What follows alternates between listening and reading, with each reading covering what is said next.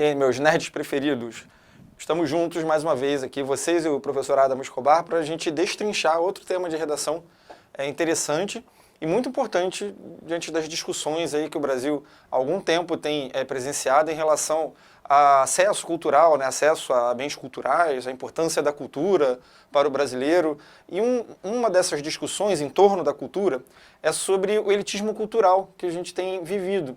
E o aluno que ficou em dúvida sobre o que seria esse elitismo exatamente, na hora de olhar ali o tema e falar assim, mas como assim elitismo cultural?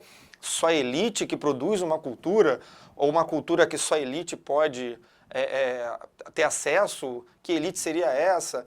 Sempre importante quando você não entende o tema assim de primeira, até mesmo quando você entende às vezes, mas para ter a certeza, é dar aquela lidinha na coletânea. A leitura, não uma leitura superficial, mas uma leitura ativa, marcando, né? Pô, isso aqui é uma boa causa, isso aqui é algo que explica o tema melhor para mim, você vai marcando, sublinhando, resumindo, e você consegue entender o tema melhor. O texto de apoio vai direcionando a gente, principalmente o primeiro texto, na explicação, o primeiro e o segundo, né, do que é esse elitismo cultural.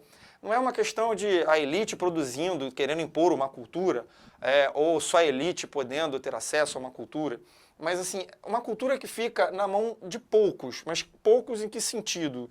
Né? Elite deles serem ricos? Não. Eu trouxe para vocês aqui 3 aspectos. Primeiro, né, alguns estados, as grandes metrópoles brasileiras, e aí a gente pode destacar imediatamente Rio e São Paulo, sendo quase que as principais destinatárias das grandes produções culturais.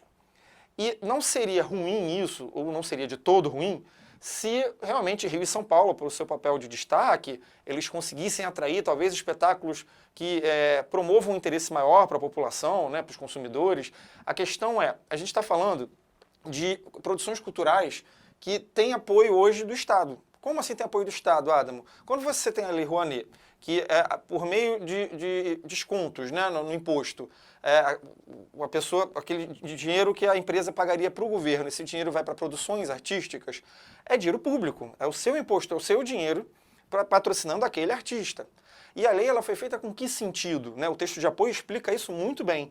A intenção ali é valorizar a cultura nacional, tentar dar acesso e dar destaque àquela produção artística que tem naturalmente um menor destaque por não ter tanto mercado, como a produção artística regionalizada, a produção dos pequenos artistas. Esses teriam acesso a essa verba para que eles pudessem produzir e assim a cultura ela ter uma maior amplitude, né? Com o tempo, o que foi se observando, isso tem sido motivo de muita discussão, é que poucos estados estão usufruindo desse dinheiro.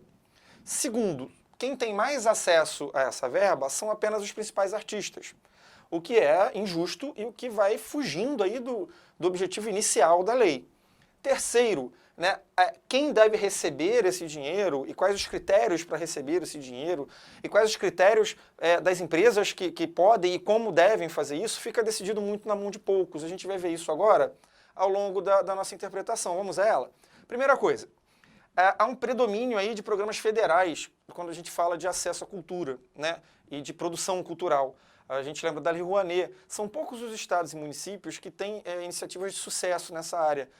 Muitos municípios, por uma questão óbvia, não têm renda. São muitos municípios que sequer sobreviveriam sem dinheiro federal. Mas, de uma forma geral, falta autonomia para que esses municípios recebessem até uma verba específica, uma parte dessa verba ficasse na mão do município para que ele pudesse decidir quem receberia isso, né, e dar um incentivo às suas produções locais. Um outro fator é que até as mudanças nessa lei também ainda não passam por discussão pública. O público até discute nas redes sociais, discute nas ruas, mas não tem de uma forma aberta uma consulta popular, né, as pessoas que são os verdadeiros consumidores culturais para dar uma opinião sobre isso. As próprias empresas, né, muitas empresas reclamam que não são ouvidas na hora de dar opiniões sobre o projeto. Algumas empresas acham que o dinheiro não é tão bem gasto ou que é muito burocrático, ela poderia fazer mais se tivesse uma faixa de isenção diferente. E quem ouve essa empresa? Quem ouve essa população carente de cultura? Parece que ninguém ouve e a decisão vem de cima para baixo.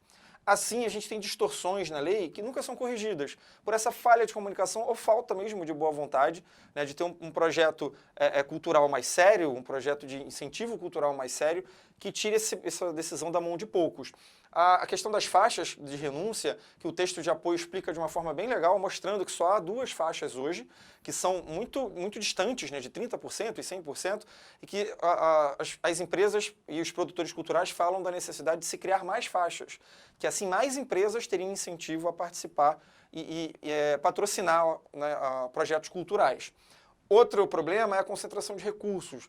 Como fazer para que esses recursos não sejam todos destinados a grandes produções de grandes artistas já reconhecidos, artistas que já poderiam bancar suas próprias produções, de uma forma que esse dinheiro conseguisse atender, talvez, o objeto principal,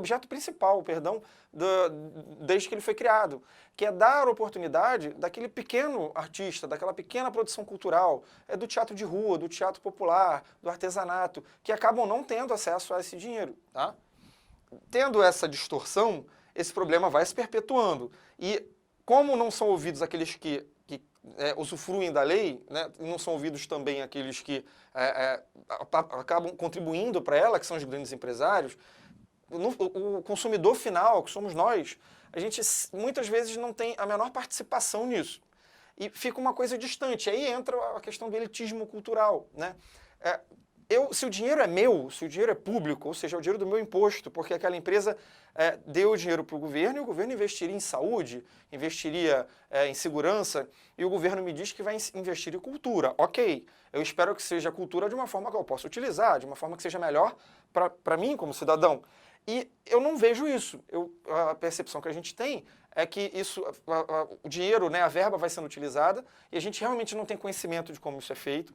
Há certamente pouca comunicação por parte do governo para a população de qual é a intenção desse programa e de como ele funciona.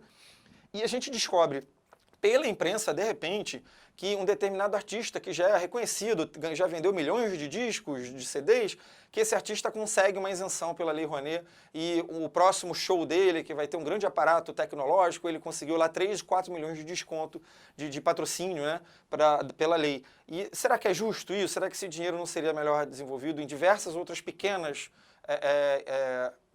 projetos culturais? Essa é a questão aqui, tá? Acaba se privilegiando poucos que já possuem a grana para isso, enquanto os outros ficam para trás. E o consumidor de cultura, que somos nós, os estudantes, a gente acaba não participando desse processo.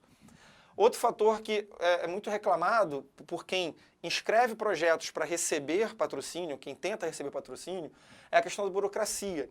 É mais fácil para um grande produtor cultural, que tem uma empresa enorme, com funcionários, com advogados, ele entender o funcionamento dessa máquina, né, vencer esses obstáculos que a burocracia impõe, e com advogados e com uma equipe lá de assessores, ele consegue fazer o projeto de um formato mais profissional e consegue apresentar esse projeto. Muitas vezes, principalmente em projetos municipais, o que a gente tem acesso, pesquisas, reclamações, até a própria internet disponibiliza algumas informações sobre isso, que são que pequenas produtoras eles não têm sequer ideia de como dar o passo inicial.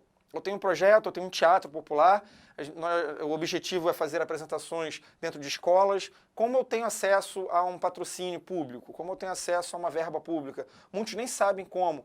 Pegam os editais e não sabem como disponibilizar toda aquela documentação que é pedida. É tudo muito travado, né? Para quem não tem escritório, advogado, assessores, fica mais complicado. Para grandes empresas de grandes artistas, isso é feito de forma muito mais natural. As falhas na lei de meia entrada, que parece que não tem nada a ver com isso, né? Se a lei de meia entrada não funciona, né, como muito é visto normalmente no Brasil, que ela é mal utilizada, não tem fiscalização, a carteirinha é retirada de qualquer forma, e muitos produtores culturais fazem o quê? Aumentam o preço do ingresso. E aí muitos programas acabam ficando cada vez mais caros. Então, muitos artistas eles acabam cobrando mais por causa dessa lei de meia entrada e, novamente, a população e o próprio estudante eles não são ouvidos de que forma seria melhor aquilo, de que forma esse acesso à cultura seria melhor disponibilizado para que não haja, sim, esse elitismo cultural que o tema fala. De novo, o texto de apoio dá uma ajuda aí quando ele fala de uma proposta que há no Congresso de fornecer um Vale Cultura, que talvez fosse mais interessante. Dependendo do seu valor e dependendo do período em que a pessoa receba isso, ele não seria apenas para estudante, seria para qualquer trabalhador. É uma questão a ser melhor avaliada, mas essa discussão não passa pela população. Muitas pessoas nem sabem da existência dessa proposta. As consequências disso são muito ruins, não é só uma questão de muito dinheiro estar na mão de poucos. Vai além disso, que já seria ruim. Nós temos artistas e produções menores sem apoio. A pouca variedade cultural, né? Muitos artistas que poderiam contribuir sim para a nossa cultura, eles acabam não mostrando sua arte. Isso vai fazer com que a gente tenha uma desvalorização não só da cultura regional, mas com prejuízo para toda a cultura nacional. E privando que essa cultura ela movimente mais emprego, ela gere mais renda, ela faça mais teatros funcionarem, que ela faça mais artistas produzirem, mostras, exposições. Tudo isso acaba acontecendo muito pouco, porque o dinheiro que poderia proporcionar, mas isso fica na mão de poucos, né?